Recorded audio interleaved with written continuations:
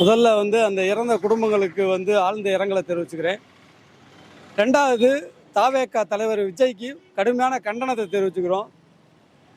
ஒரு தலைவர் என்பது அந்த விஷயங்களுக்கெல்லாம் பொறுப்பேற்க வேண்டும். உதாரணத்துக்கு சொல்லணும்னா, ஒரு ட்ரெயின் ஆக்சிடென்ட் ஆகுதுன்னா ரயில்வே மந்திரி பதவி விலகுறாங்க.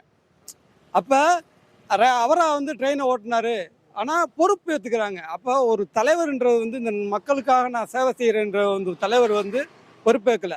அவன் உண்மையான ஹீரோவும் கிடையாது, அவன் நிழல் ஹீரோ. உண்மையான ஹீரோ நீங்கள் யாருன்னு பார்த்தீங்கன்னா, அந்த கஷ்டத்துலேயும் அந்த துயரத்திலையும் பங்கு பெற்ற ஆம்புலன்ஸ் ஓட்டுநர்கள், நர்ஸுகள், மருத்துவர்கள், அங்கே இருந்த அதிகாரிகள், அந்த பாடுபட்ட தன்னார்வலர்கள் தான் உண்மையான ஹீரோக்கள். அவங்க தான் மக்களை பாதுகாத்தாங்க. குறிப்பாக அந்த உயிருக்கு போராடி இருந்தவங்கள காப்பாற்றினாங்க. அந்த எண்ணிக்கையை அதிகப்படியாக ஆக விடாமல் தடுத்து காப்பாற்றினது அவங்க தான் உண்மையான ஹீரோக்கள்.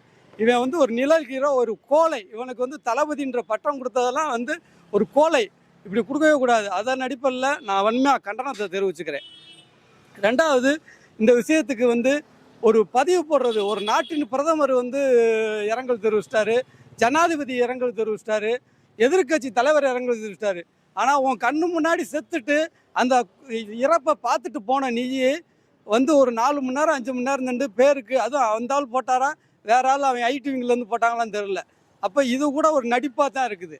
அப்போ இதன் அடிப்படையில் எந்த தகுதியுமற்ற ஒரு தலைவர், ஒரு தற்குறிகளின் தலைவர் தற்குறி தான் அப்படின்றதை எடுத்துக்கிற விதமாக தான் இந்த இறப்பையும் இந்த கண்டனத்தையும் தெரிவிக்கிறேன்.